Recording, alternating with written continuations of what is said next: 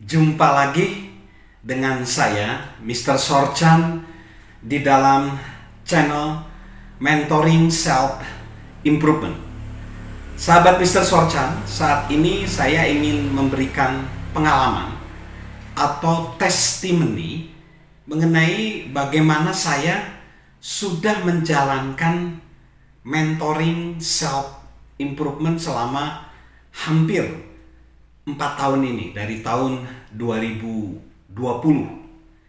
Nah, pengalaman saya bahwa kalau saya menjalankan mentoring self improvement itu, hidup saya bisa lebih clear, hidup saya lebih enteng, hidup saya lebih bahagia, lebih sehat.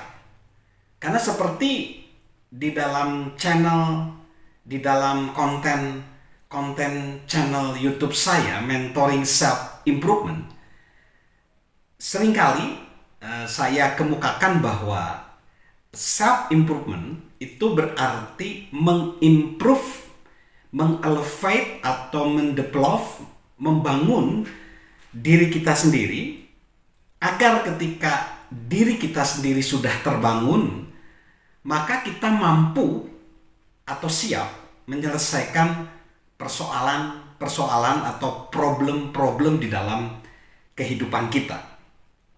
Nah, self improvement tersebut sebenarnya adalah mengimprove atau membangun atau menumbuhkan growth daripada jiwa kita, batin kita. Dan di situ memang yang sulit di awalnya adalah ketika kita harus menilik atau melihat ke dalam diri kita sendiri, atau saya sebut cermin diri. Melihat ke diri sendiri adalah pekerjaan yang sulit. Di situ memerlukan komitmen. Setiap hari kita bangun tidur, kita menilik ke diri kita sendiri. Untuk apa kita hidup pada hari itu? Dan setiap hari kita menilik ke dalam diri kita sendiri, kita merenung, kita bisa lewat melakukan journaling atau menulis begitu, bisa juga membaca buku, bisa juga mendengarkan podcast atau melihat tayangan video yang membangun kita. Nah, itu harus dilakukan setiap hari secara konsisten. Nah, selain menilik ke dalam jiwa kita, kita juga perlu membangun kebiasaan di dalam tubuh kita. Tubuh kita perlu sehat. Kita perlu mengadakan exercise atau latihan atau olahraga untuk tubuh kita. Bisa itu jalan kaki, bisa lari pagi, jalan kaki di pagi hari, bisa berenang, atau bisa juga mengikuti ke gym. Kita melakukan training atau mentraining atau melatih tubuh kita di tempat gym misalnya. Nah, yang menarik ketika kita melakukan dua hal tadi secara jiwa, secara non fisik dan fisik, maka akan terjadi keseimbangan. Nah, yang menarik dari pengalaman saya self improvement ketika menilik diri saya sendiri, kita kan menjadi clear melihat diri kita sendiri. Nah, yang menarik ketika kita clear atau jelas melihat diri kita sendiri, maka dunia di sekitar kita jadi berubah. Kita melihat istri, anak-anak, usia di hidup saya sudah menikah, ini masuk tahun ke-23, dan anak saya umurnya 22 dan 20 tahun sedang berkuliah. Yang satu udah mau hampir selesai karena skripsi, yang kedua masuk di semester 4 begitu. Nah, saya bisa melihat karena saya sering melihat ke dalam, sehingga kotoran-kotoran batin saya mulai tersingkirkan. Saya clear kepada diri saya sendiri. Anehnya, atau bukan anehnya, mungkin dampak daripada clear melihat ke diri sendiri, kita juga bisa, sekeliling kita jadi clear. Kita bisa melihat sudut pandang orang lain di case saya, di kehidupan saya, di konteks hidup saya bisa lebih jernih melihat istri saya. dalam relasi pernikahan 23 tahun, saya bisa clear juga melihat sudut pandang kedua anak saya. Sehingga saya menjadi pribadi yang tidak memaksakan sudut pandang saya atau point of view saya. Saya menjadi pribadi yang menanyakan kepada orang lain bagaimana sudut pandang Anda, dan akhirnya bisa ngobrol. Bisa ngomong-ngomong, bisa ngobrol, sehingga bisa meminimalkan,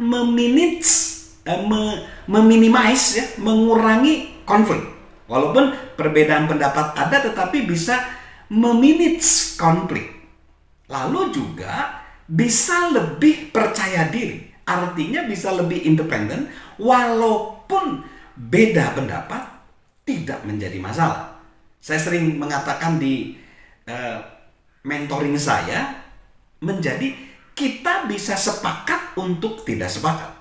Sebelum saya menjalankan mentoring self improvement, saya punya pola pikir harus mengikuti pendapat saya, sehingga banyak konflik di sekitar kehidupan saya, baik di keluarga, di pekerjaan, atau di relasi-relasi lainnya.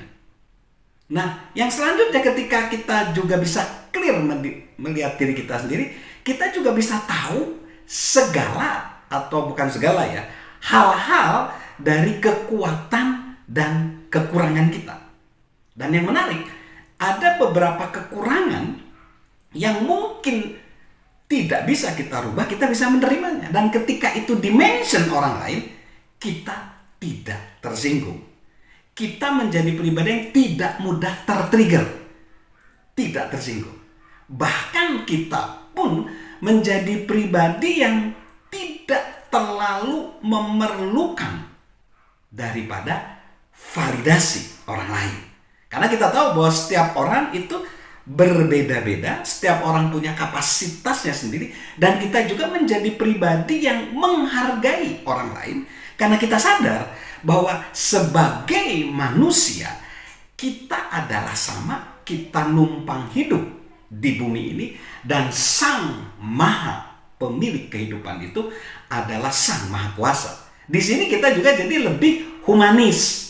Kita menjadi lebih menghargai orang, humanis. Kita juga menjadi pribadi yang lembut, yang tidak mau menyinggung orang lain. Dan ketika ada orang yang menyinggung kita, kita bisa merespon dengan bijak tanpa harus membalas dengan menyinggung lagi. Ya, kita akan lanjutkan lagi apa saja manfaatnya daripada menjalankan self improvement. Jadi itu yang saya hasilkan, yang saya saksikan, atau testimoni saya, pengalaman saya, experience di dalam kehidupan saya. Dan nanti kita akan lihat juga sisi dari pola makan gitu ya, pola hidup, pola pikir, jadi olah tubuh, dan banyak aspek dalam kehidupan kita yang bisa kita kelola, kita tata kelola dengan baik untuk menjadi pribadi yang lebih baik. Salam untuk selalu menggrowthkan, ya, mengimprove diri kita sendiri. Salam sukses luar biasa, salam sehat selalu dari saya, Mr. Sorchan.